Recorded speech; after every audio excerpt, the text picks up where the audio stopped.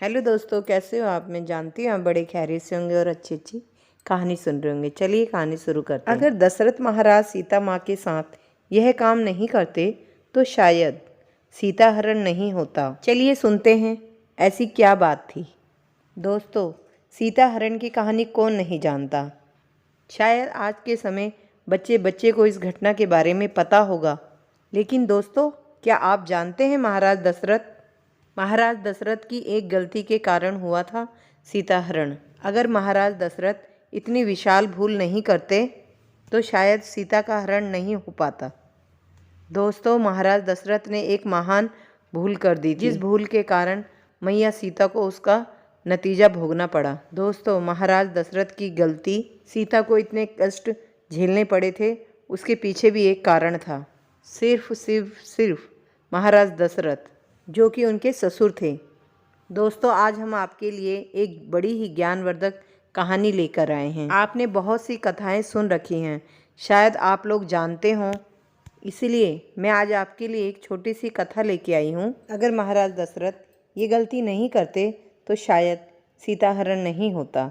एक छोटी सी गलती के कारण सीता हरण हुआ। दोस्तों, हमारे विद्वान कहते हैं कि रामायण की कई किताबें हैं, हर एक किताब में हर एक कारण बना हुआ है।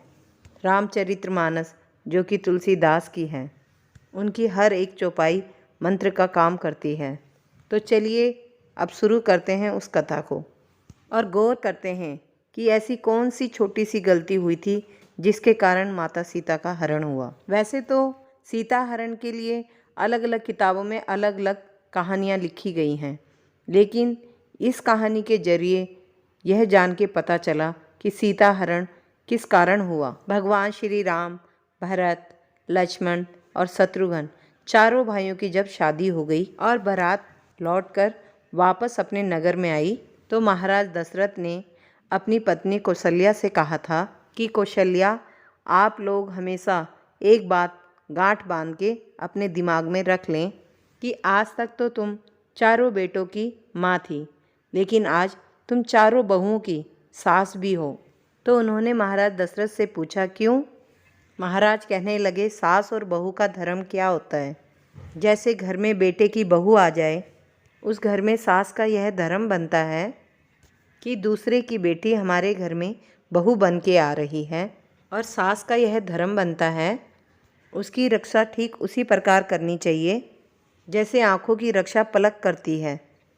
नाना प्रकार के उपदेश दिए, बहुत तरीके से उनको उनका धर्म समझाया। बाद में 2-4 दिन निकल गए तो एक दिन महाराज दशरथ के दिमाग में एक बात आई। महाराज ने विचार किया कि क्यों ना मैं अपनी चारों बहुओं की परीक्षा ले लूं, मेरी कौन सी बहू कितनी चतुर है। तो महाराज दशरथ ने श्री राम, लक्ष्मण, भरत, शत्रुघ्न चारों बेटों की पत्नियों को, सीता माँ, मांडवी, सुतकीर्ति और लक्ष्मण की पत्नी उर्मिला, इन चारों को अपने पास बुलाया और अपने पास बैठा के उनसे एक बात की, देखो बेटा, तुम चारों मेरी पुत्री के समान हो। मेरी पुत्री हो तो मेरा एक आदेश है तुम्हारे लिए। चारों बहुएं सुनने लगी और सीता माँ ने कहा कि कहो पिताजी, क्या आदेश है। महाराज ने कहा कि तुम चारों आज अलग अलग रसोई बनाओगी। तुम चारों अपने हाथ से अलग अलग खाना लेकर आओगी और फिर देखते हैं कौन सी बहू कितनी चतुर है और कितनी जल्दी खाना लेके आती है। अब चारों बहुएं वहाँ से चली गई और चारों बहुओं के दिमाग में एक बात आई कि मैं उससे पहले पहुँच जाऊँ कि मैं उससे पहले पहुँच जाऊँ। फिर उन सभी ने भोजन बनाना शुरू कर दिया। 56 प्रकार के चारों बहुओं ने भोजन बनाए। सबसे पहले भरत की पत्नी मांडवी अपनी थाली सजाकर नए नए प्रकार के भोजन लगा के थाली लेके महाराज दशरथ के आगे गई और जहाँ महाराज दशरथ भोजन किया करते थे जिस चौकी पे, उस चौकी पे जाके मांडवी ने थाली वहाँ सजा दी और कहा, पिताजी भोजन कीजिए। लेकिन मांडवी एक चीज़ भूल गई थी कि खाना खिलाने से पहले पानी दिया जाता है। महाराज दशरथ ने देखा कि ये तो भरत की पत्नी आई है। तब महाराज दशरथ ने सोचा कि कोई बात नहीं, छोटी है, नादान है, शायद इसको पता नहीं है कि कैसे खाना खिलाया जाता है, अभी नादान है, समझ आ जाएगी। और फिर महाराज दशरथ ने मांडवी के हाथों से भोजन की थाली ले ली। फिर महाराज दशरथ ने मांडवी से कहा, बेटा तुम जाओ, हम थोड़ी देर में भोजन कर लेंगे। फिर दोस्तों तब तक लक्ष्मण की पत्नी उर्मिला चली आई।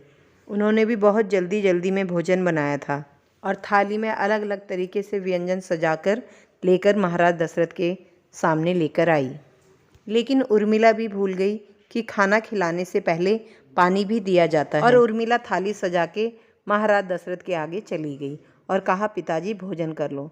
तब महाराज दशरथ ने देखा कि शायद ये भी उसी बहू की तरह है। शायद इसको भी नहीं पता कि खाना परोसने से पहले पानी दिया जाता है। दोस्तों ये बात सच है। जब भी अगर हम किसी को खाना परोसते हैं तो उससे पहले उसको पानी दिया जाता है, उसके बाद ही खाना परोसा जाता है। लेकिन उर्मिला भूल गई। महाराज दशरथ ने उर्मिला के हाथों से भी थाली ले ली और कहा, बेटा इसको मैं थोड़ी देर में भोजन करूँगा, अब आप जाओ। और दोस्तों तीसरे नंबर की बहू आई शत्रुघ्न की पत्नी, जिनका नाम सुतकीर्ति है। और जल्दी जल्दी में भोजन उन्होंने भी बनाया। भोजन इतना सुंदर बनाया और इतना स्वादिष्ट बनाया जिसका कोई जवाब नहीं। लेकिन उनसे भी एक गलती हो गई। उनसे गलती ये हो गई कि जब वो थाली लेके गई तो महाराज दशरथ को पानी देना भूल गई। तब महाराज दशरथ ने सुतकीर्ति के हाथ से भी वह थाली ले ली और कहा, बेटा हम भोजन बाद में करेंगे, अब तुम जाओ। और वो थाली भी लेकर वहीं थाली चौकी पे रख दी, जहाँ भरत की पत्नी, लक्ष्मण की पत्नी और जहाँ शत्रुघ्न की पत्नी। अब वहाँ पर 3 थालियाँ हो गई। लेकिन महाराज दशरथ ने तीनों थालियों में से एक भी घास का टुकड़ा नहीं खाया और वहीं इंतजार भी कर रहे थे कि जैसे मेरा भोला भाला राम है उसी प्रकार माँ जगजननी सीता माता है। ये तीनों बहुएं बड़ी चतुर हैं।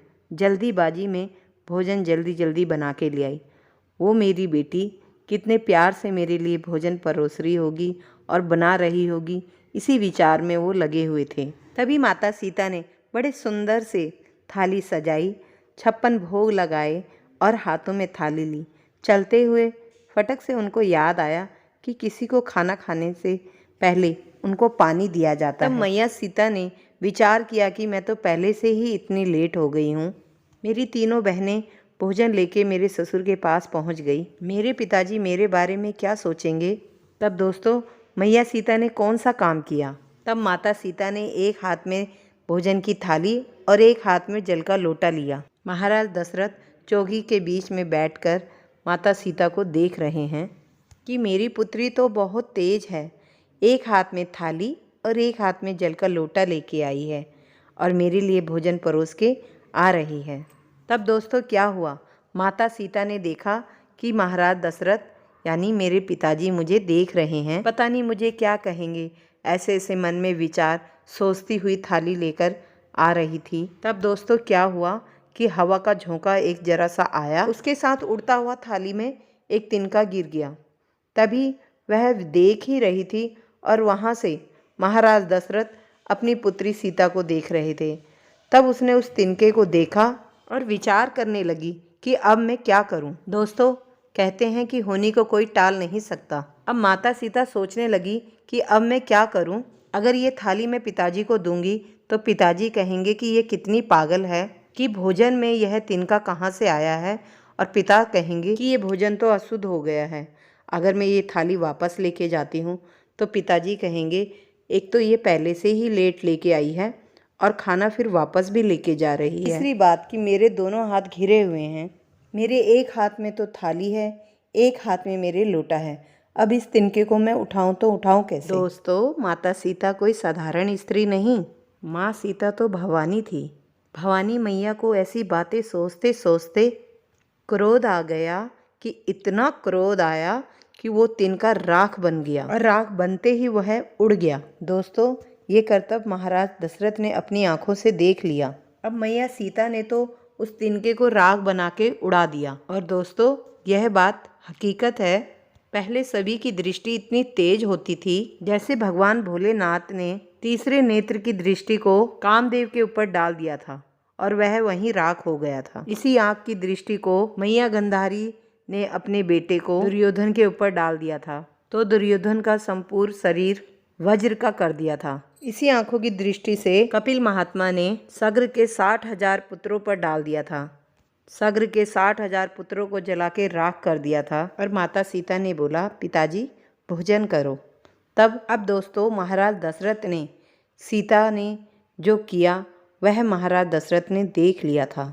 अब महाराज जी के आगे सीता माता ने जल का लोटा रखा और फिर वहाँ थाली रखी। महाराज दशरथ ने सीता माता से वो थाली ले ली। तब माता सीता ने कहा, पिताजी भोजन करिए, क्या हमसे कोई गलती हो गई जो आप भोजन नहीं कर रहे? तब महाराज दशरथ ने बोला कि मैं भोजन नहीं करूँगा। सीता माता ने कहा कि पिताजी हमसे ऐसी कौन सी गलती हो गई जो आप भोजन नहीं करना चाहते? दोस्तों महाराज दशरथ ने कहा, बेटा मैं तुम्हारे हाथ का भोजन करूँगा ही नहीं। माता सीता ने कहा, क्यों नहीं करेंगे? तब महाराज दशरथ ने कहा कि बेटा मैं तुम्हारे हाथ का भोजन तब तक नहीं करूँगा जब तक तुम मुझे एक वचन नहीं दे देती। तब माता सीता ने कहा, पता नहीं, ये तो मेरे पिता समान है, पता नहीं मुझसे क्या वचन मांगेंगे। माता सीता ने कहा, आप जो कहेंगे, जो वचन मेरे से मांगेंगे मैं दे दूंगी, लेकिन आप भोजन कीजिए। महाराज दशरथ ने कहा, बेटा मैं तेरे हाथ का भोजन तो कर लूँगा, लेकिन मैं तुमसे एक वचन लेना चाहता हूँ। किंतु आज इसी समय मेरे सामने अग्नि को साक्षी मान के एक प्रतिज्ञा कर। पिताजी कौन सी प्रतिज्ञा? तो वो बोले कि मैंने अपनी आंखों से देखा कि भोजन की थाली में एक तिनका गिरा था और उस तिनके पे तुमने अपनी दृष्टि डाली थी और उस तिनके को तुमने अपनी दृष्टि से राख बना दिया। तो आज तू मुझे वचन दे कि तू आज के बाद कभी भी किसी पे तू अपनी आंखों की दृष्टि नहीं डालेगी। मैया सीता उसी समय महाराज दशरथ को वचन देती है कि पिताजी आप चिंता ना करें, अगर आप ऐसा ही सोचते हैं तो मैं आपको वचन देती हूँ कि मैं आज के बाद कभी भी किसी पे अपनी दृष्टि नहीं डालूंगी। अच्छा दोस्तों, अब सवाल यह आता है कि महाराज दशरथ ने ये वचन लिया क्यों? महाराज दशरथ समझते थे कि मेरे सबसे बड़े बेटे जो राम है वो थोड़े सुशील और सज्जन हैं, तो कभी भी दोनों मियाँ बीवी में अनबन हो गई और अगर सीता को क्रोध आ गया, क्रोध में आकर आंखों की दृष्टि को अगर मेरे बेटे के ऊपर डाल दी तो मेरे 3 ही बेटे रह जाएंगे। तब माता सीता ने वचन देते हुए कहा कि मैं कभी भी किसी पे अपनी दृष्टि नहीं डालूंगी। जब माता सीता लंका में थी और रावण ने कहा था कि मेरी तरफ एक दृष्टि डाल सीता, तब सीता मैया ने उस तिनके को उठाया और कहा, हे तिनके, अगर तू उस दिन मेरा बैरी नहीं हुआ होता और मेरे पिता समान ससुर मेरे से ये वचन ना लेते तो शायद आज ये रावण मुझे धमका नहीं रहा होता और इसे मैं अब तक अपनी आंखों की दृष्टि से जला के भस्म कर देती। तो दोस्तों मेरी समझ में महाराज दशरथ की इसी गलती के कारण सीता जी रावण की कैद से खुद को मुक्त नहीं करा सकती थी। तो दोस्तों आपका इस बारे में क्या कहना है? आप कमेंट्स में आके जरूर बताइएगा।